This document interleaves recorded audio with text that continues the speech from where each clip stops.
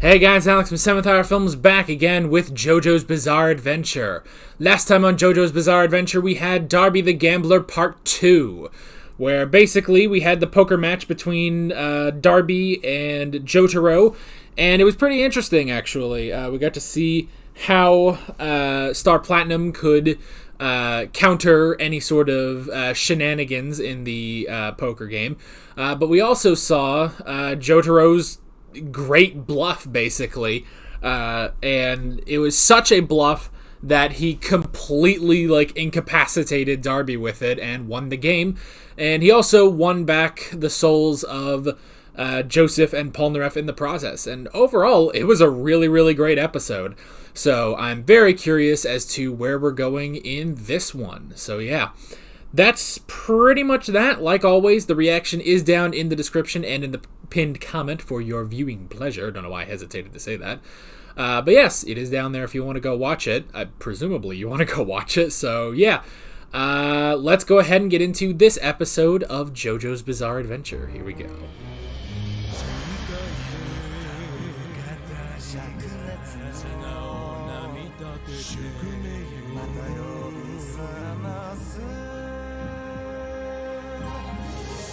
Well, that happened.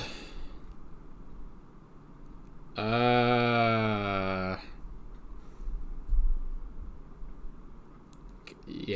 Not much to say about this episode, really. Like, that... It's the same thing as last time where we talked about predictions, where even if the predictions come true, it doesn't necessarily... It depends on how you interpret it, you know? But the thing is, that's the case for this episode as well as the last time we had Mondatta and Zenyatta. So, because that's the exact same thing, I'm just going to refer you guys back to that discussion instead. Because I don't want to get into that again.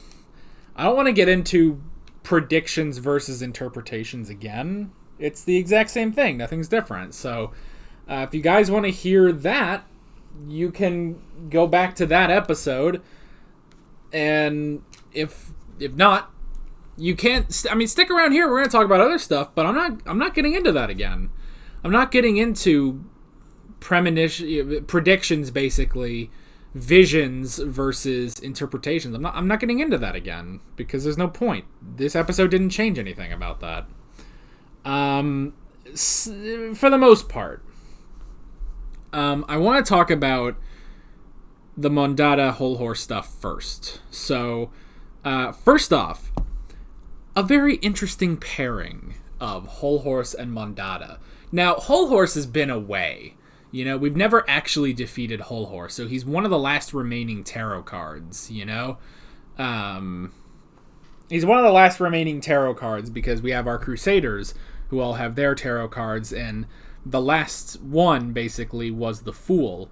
But Hol Horse is the last enemy tarot card, and, other than the world.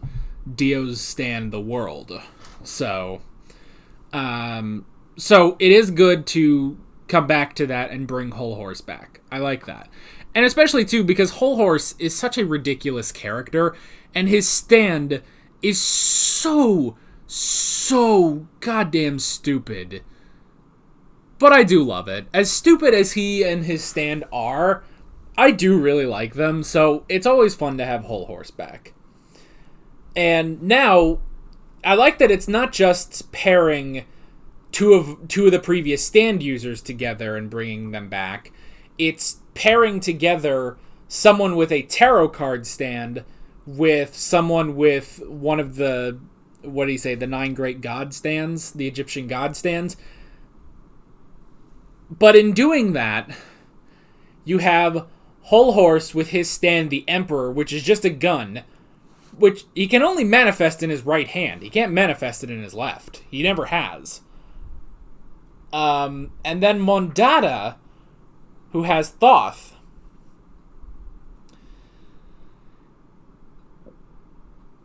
which is weird. It's is very weird. Like, of all the Egyptian god stands to bring back, now granted, some of them, like, you can't bring back Indul and Geb because he's dead. Zenyatta and Khanum were really useless. Like, they may be one of the worst stands in existence. Mariah is probably in the hospital, and you can't really get past... I mean, you wouldn't fall for Bast again. And then, other than that, I mean, then there's Alessi, who they wouldn't fall for Alessi either, and then Darby, which you wouldn't fall for Osiris either. So, now this highlights... Oh, and you can't bring back Anubis because he's at the bottom of the Nile. So of the 9 stands that we've had, which I think we're only missing 2 of the 9 great gods, the 9 Egyptian gods. I think, at least I'm pretty sure we're only missing 2. Let me count them out again. Gebs and Dul, Zenyatta and Mondatta, Mariah, Alessi, Darby, Anubis. Yeah, that leaves 2. We have 2 remaining Egyptian god stands. And then, presumably, after we get through those 2, Dio. So, this does highlight, though, the inherent strangeness of the Egyptian god stands, because you look at the tarot card stands, and if you brought almost any of those fuckers back, that spells danger, Now, granted, some of them, okay, if you brought back, the sun, obviously the Crusaders would know, okay, he has to be nearby, let's just find him and beat him up. But still, a lot of them, I feel like it would pose more of a threat bringing back one of the other tarot stands and putting them together to face the Crusaders could be very dangerous. Now, some of them, again, like the Empress, that's not going to be a fucking problem, But so I guess maybe I'm being unfair to the Egyptian god stands, but almost none of the Egyptian god stands you can really bring back and have them be useful in any way.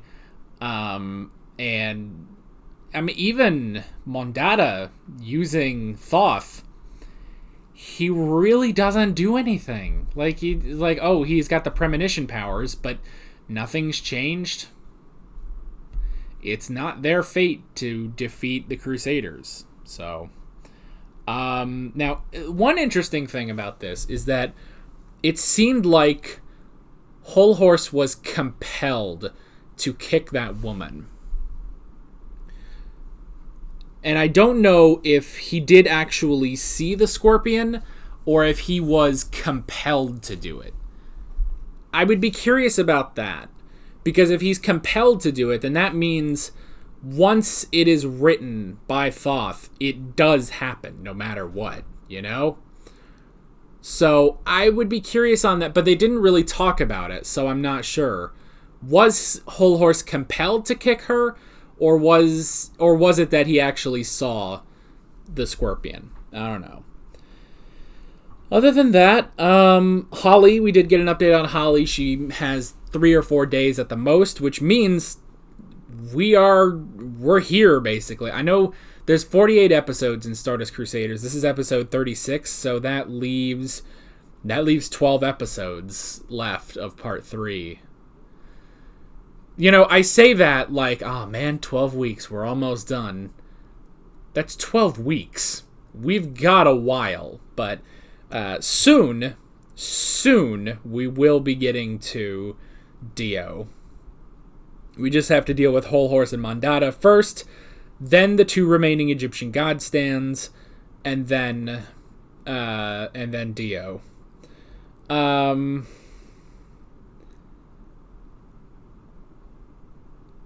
Yeah. Okay, so let's get to the good stuff. First off, again, I do like that Hol Horse is back, because I like Hol Horse. So that's cool. Second, Dio! we got stuff about Dio, which was awesome. So, interesting thing. So he burns both of his fingers, and they're Jonathan's fingers, but one of the fingers heals slower than the other. So despite the fact that, yes, Jonathan's body has become vampiric through Dio, it's still not fully under Dio's control. He hasn't made Jonathan's body his own yet. So I like how he says, if I faced Joestar and the Crusaders, I wouldn't be able to defeat them. I'm ill-equipped right now, which is very interesting, and especially considering what we see of the world's power, you know? But I do like that he actually... I almost want to believe that it's Jonathan resisting him, you know? Even after all this time, even though technically he's had that body for over 100 years, you know? He's had that body for 100 years, but I want to believe that that the body is actually giving him trouble, you know? That Jonathan is actually resisting him. Maybe. I want to think that, you know? Also, when Hol Horse says, look, I'm a gentleman, it's like, fuck you. How dare you insult Jonathan Joestar, the true gentleman, you know? Like, look, if anyone needs, like, a fucking role model for young boys, fucking Jonathan Joestar is the role model. He's like the Superman. He's what Superman ought to be, honestly. You know, not whatever is going on in movies or whatever. No, Jonathan Joestar, that is a gentleman.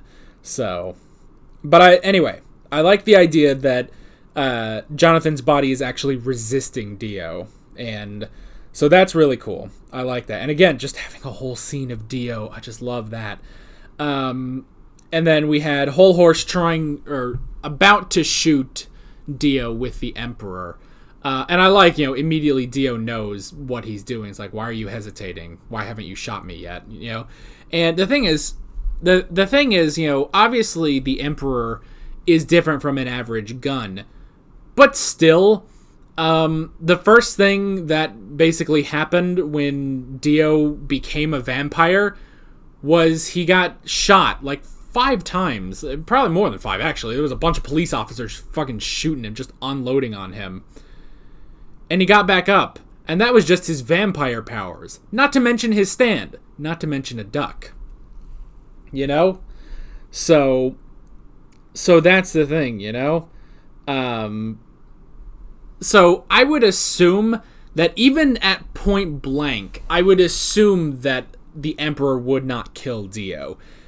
And not because of anything about his stand, but because of his vampiric powers. Which, this was the first episode where I feel like you would be like, oh, Dio's a vampire, you know? Like, there's some other stuff, like, you see...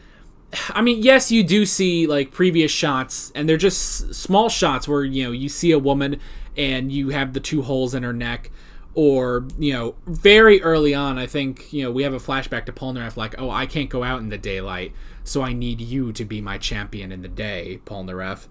There is that sort of stuff, but they still have not said the word vampire.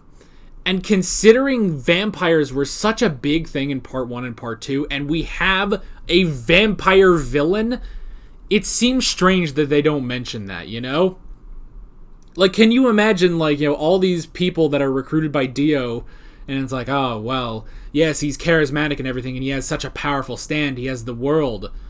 And then, like, I don't know, like, Enyaba's like, yes, and he is also a vampire. And everyone's like, what the fuck? How are you a vampire? It's like, oh, you know, got a mask. It happens. Probably don't exist anymore. I guess I'm the last of the vampires. So, I don't know. I want them to say it once, you know? Because even, I guess, you know, the whole thing with, the flesh buds from the beginning of part 3, those are vampiric. Those are not from the world. Those are from Dio's vampire powers. And yeah, they burn in the sunlight. Obviously, they burn from Joseph's hormone. But still, I don't know. Like, I'm at this point, I would say yes. If you haven't seen part 1 and part 2, you probably have figured out that Dio is a vampire. But I feel like they should still make that a bit of a big deal, considering how big of a deal that was in Part 1 and Part 2, and we still have a vampire villain, you know? I feel like they should be talking about that more. I'm not even sure, like even Polnareff, like, that seems like something's like, well, it could be part of his vampire powers. And then Polnareff's like, wait, hold on a second, you never told me Dio was a vampire. And then all the rest of them are like, it's kind of obvious, you know, I thought you would have figured that out. No, how would I have ever figured out that he was a vampire? I didn't know those were real. That sounds like a conversation they would have, honestly. So, and then we get a little bit of the taste of the world's power, where it just immediately shifts behind Hol Horse without any, and he says, like, you know, he didn't disturb any of those spider webs or anything. So and he says it's not just that he's fast, you know. So is it something like he can teleport, or I don't know, he can stop time or some shit? I don't know. How did he move that fast?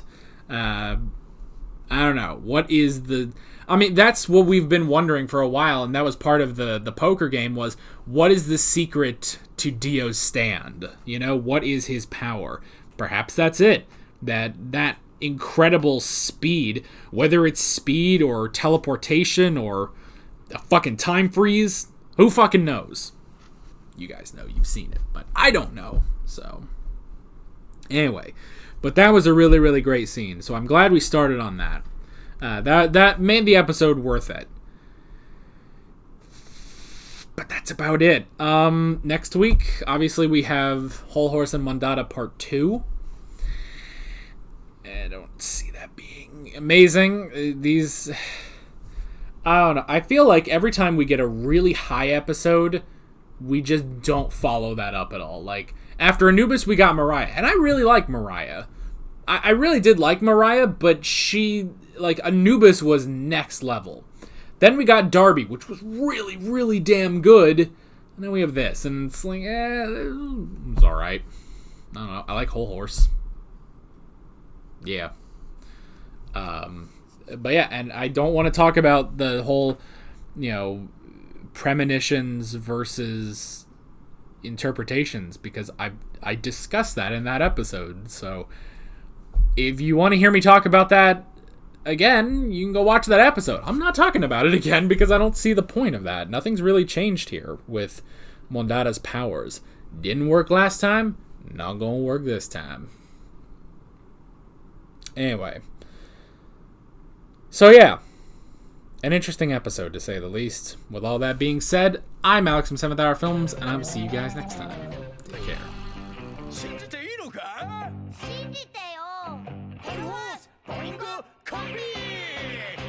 Alright guys, thanks for watching this video. If you want to watch more of my JoJo's Bizarre Adventure reactions, you can click on the playlist, you can subscribe if you haven't done that already, and be sure you hit that notification bell. You can support me on Patreon and follow me on social media, links below in the description. See you guys later.